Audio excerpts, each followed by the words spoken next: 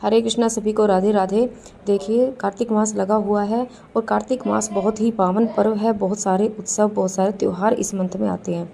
तो देखिए कार्तिक मास की जो अष्टमी है, कृष्ण पक्ष की जो अष्टमी तिथि आती है, अष्टमी तिथि को होई अष्टमी का व्रत किया जाता है और शाहू माता की पूजा की जाती है। और इस दिन महिलाएं अपने संतान की प्राप्ति के लिए, संतान के उत्तम स्वास्थ्य के लिए ये व्रत करती हैं। तो इस व्रत में देखिए आप जगह में अपने घर में कोई भी जगह साफ़ सुथरी कर लें और वहाँ पर चौकी लगा लें। चौकी लगाकर उस पर लाल कलर का वस्त्र बिछा लें, क्योंकि माता की पूजा है तो लाल कलर का वस्त्र बिछा लें। उसके बाद आपको वही माता का इस तरह से कैलेंडर लेना है या कोई भी फ़ोटो, कोई भी आपके पास जो भी चीज़ है वो आप ले सकते हैं और वहाँ दीवार पर आपको लगा लेना है। उसके बाद देखिए इस व्रत में 2 कमोइयाँ ली जाती हैं, जो छोटी छोटी मटकियाँ होती हैं। तो हमारे यहाँ तो इनको कमोई बोलते हैं।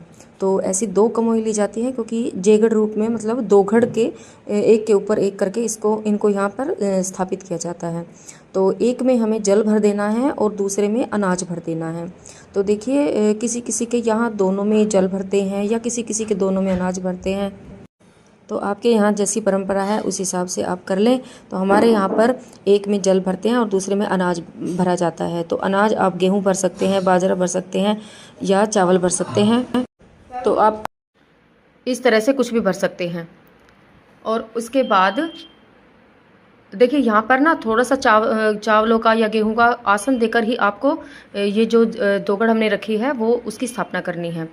और ज़्यादा ना रखें, क्योंकि इस जो हम ये पूजा करते हैं चौकी लगाएंगे, चौकी को हमें किसी किसी के दिन देखिए दिवाली के दिन हटाया जाता है या फिर किसी के दिवाली से एक दिन पहले या किसी के गोवर्धन वाले दिन। तो तब तक हमें ये दोगड़ यहाँ पर रखी रहनी होती है, इनको हिलाना नहीं होता है, चौकी को हिलाना नहीं होता है।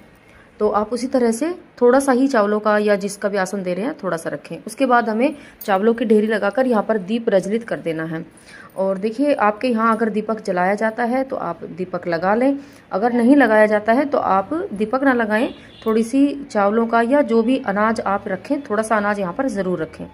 और उसके बाद सभी को ना भाव रूप से हम स्नान करा देंगे, जल के छींटे लगाकर किसी पुष्प की सहायता से या किसी शुभ जो पेड़ होता है, पत्ते होते हैं उनके, उसकी सहायता से सभी का भाव रूप से स्नान करा दें। उसके बाद सभी को तिलक लगाना है। तो आप माता रानी को आप कुमकुम से, रोली से तिलक लगाएं। और देखिए भगवान गजानंद की पूजा अवश्य रूप से की जाती है हर पूजा में। तो भगवान गजानंद की जो पूजा हमें यहाँ जो हमारा कैलेंडर लगा हुआ है इसी में भगवान गजानंद के विग्रह मतलब फ़ोटो है, तो हम यहीं पर पूजन कर लेंगे गणेश भगवान का। और इस पूजा में माता पार्वती का भी पूजन किया जाता है। तो माता पार्वती की भी आप पूजा अवश्य रूप से करें। और गौ माता की भी पूजा की जाती है, क्योंकि देखिए होई माता का जो व्रत होता है ना, शाहू माता की इसमें पूजा की जाती है। तो गौ माता, शाहू माता जो गौ माता ही होती हैं, तो उनकी पूजा अवश्य रूप से की जाती है। तो हमारे कैलेंडर में ही गणेश भगवान भी हैं, माता पार्वती हैं और यहाँ पर गौ माता भी हैं। तो सभी का हम यहीं पर पूजन कर लेंगे, सभी को तिलक लगाना है। और आपकी जो कमोई आपने रखी हैं, दोगड़ रखी हैं, उन पर आप स्वास्तिक बना लें। और देखिए हमने कमोई के जो दोनों साइड ना थोड़े थोड़े एक एक दिया लगा दिया है, जिससे हमारी कमोई जो है अभी इधर उधर लुढ़के ना। तो आप इसी तरह से कोई भी सहारा इनको दे दें। तो इसी तरह से सभी का पूजन करना है, तिलक लगा लेना है। और इस पूजा में ना हल्दी का विशेष रूप से प्रयोग किया जाता है, हल्दी आप ज़रूर लें। तो हल्दी से स्वास्तिक बना लें या रोली से बना लें और हल्दी का तिलक आप ज़रूर लगाएं। अपने माथे पर भी आपको हल्दी से तिलक लगाना है। इस पूजा में अब आपको अपने बच्चों को भी बिठाना है और बच्चों को भी तिलक लगाना है।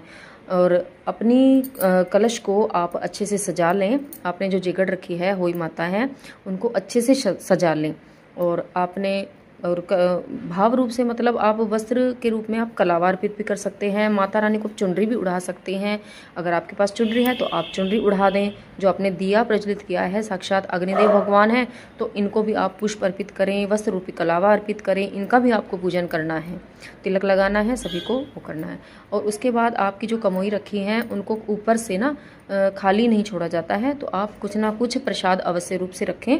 जैसे मैंने पताशे रख दिए हैं। और इस पूजा में सिंघाड़ों का भोग लगाया जाता है। कोई भी फल ले सकते हैं आप। तो मैंने यहाँ पर सिंघाड़े रख दिए हैं। और देखिए हम माता रानी को भी भोग लगाएंगे। तो माता रानी को मैंने पताशे का भोग लगाया है, मीठा आपको लेना है। और कहीं कहीं यहाँ पर पूड़े बनाए जाते हैं पकवान बनाए जाते हैं, पूड़ी पूड़े, तो आप उनका भोग लगाएं। जैसी आपकी परंपरा है आप उसी हिसाब से आप भोग अर्पित करें। और हरे फल का प्रयोग किया जाता है, हरे फल का ही भोग लगाया जाता है। तो हरे फल का यहाँ पे मैंने सिंघाड़े ले लिए हैं और केले ले लिए हैं, तो इनका मैंने भोग लगा दिया। उसके बाद दक्षिणा अवश्य रूप से रखी है, तो दक्षिणा मैंने रख दी है। और कोई भी वस्त्र आप माता रानी के लिए, देखिए साड़ी, चुनरी, ब्लाउज पीस कोई भी आप ले सकते हैं, तो वो आप अवश्य रूप से लगाएं। उसके बाद हमें जल का लोटा लेना है। और देखिए इस पूजा में ना शाहू माता होती हैं, जो सुनार की दुकान पर चांदी से बनाई जाती हैं, तो वो आपको लेनी है। अगर आपके पास नहीं है, आप पहली बार व्रत कर रहे हैं, तो आप ले आएँ सुनार की दुकान से और अपनी जो आपने कमोई है ना, वहाँ उनको अवश्य रूप से पहनाएं, जैसा कि देखिए मैंने पहना दिया है। और उसके बाद हमें कथा सुननी है। कथा सुनने के लिए हाथ में कुछ अनाज, आप गेहूँ, बाजरा, चावल कुछ भी ले सकते हैं, और थोड़ा सा पुष्प ले लें और आप कथा सुन लें। कथा सुनने के बाद थोड़े से आप चावल माता रानी के सामने अर्पित कर दें, जो आपने हाथ में लिए हैं पुष्प वगैरह, और कुछ अपने लोटे में डाल लें। और थोड़ा सा जल लेकर सभी को आप अच्छे से मिनस लेंगे और हाथ जोड़ लेंगे, क्षमा याचना कर लेंगे। और देखिए आप किसी किसी के यहाँ ये पूजन दिन के समय होता है, और दिन में ही सूरज देवता को जो हमने अलग से लोटा लिया है जल देकर और व्रत का पारण कर लिया जाता है। तो और किसी किसी के यहाँ तारा भोजन किया जाता है, तारों को अर्घ दिया जाता है और उसके बाद व्रत का पारण किया जाता है। तो आपके यहाँ जैसी परंपरा है आप उस हिसाब से कर लें। अगर आप दिन में कथा सुन रहे हैं तो ये जो लोटा जल है तो आप सूर्य भगवान को दे दें। उसके बाद एक लोटा जल और रख लें आप, और रात को तारा भोजन करते हैं तो आप तारों को रख दे दें। हमारे यहाँ दिन में कथा सुनते हैं तो मैंने एक लोटा रखा है। और जो ये दोगड़ रखी है इसको हम अभी नहीं हिलाएंगे, इसको हमें नहीं छेड़ना है। आपके यहाँ जैसी परंपरा, अगर दिवाली पर या दिवाली से एक दिन पहले छोटी दिवाली पर या गोवर्धन के दिन, जिस दिन भी हटाया जाता है तो उस दिन हटा दें।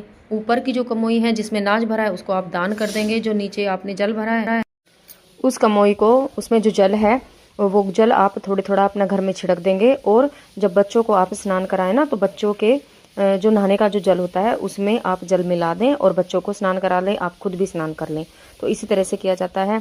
और हमारे यहाँ गोवर्धन वाले दिन कमोई को हटाया जाता है। तो जब हम गोवर्धन महाराज को हम जब पधारते हैं ना, तो उस जगह से पोछा लगा दिया जाता है और अपने नहाने के जल में इसको मिला लिया जाता है, घर में छींटे लगा दिए जाते हैं।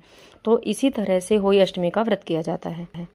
आपने जो पताशे रखे हैं, सिंघाड़े रखे हैं और फ्रूट रखे हैं, दक्षिणा रखी है और जो साड़ी निकाली है, और वो अपने वो सब इकट्ठा करके एक जगह करके अपनी सासू माँ को, अपने बड़े को बायने के रूप में दे दें। हाथ जोड़कर उनके पैर छू लें और उनसे उनके हाथ जोड़ लें। और माता रानी के यहाँ आप क्षमा याचना कर लें कि हे माता रानी, हमारे से कोई भूल हुई हो पूजा में तो हमें क्षमा करना, और हमारे बच्चों का अच्छा स्वास्थ्य रखना, उनकी लंबी आयु करना और निरोगी काया करना। इसी के साथ ही वीडियो को समाप्त करती हूँ। हरे कृष्णा, राधे।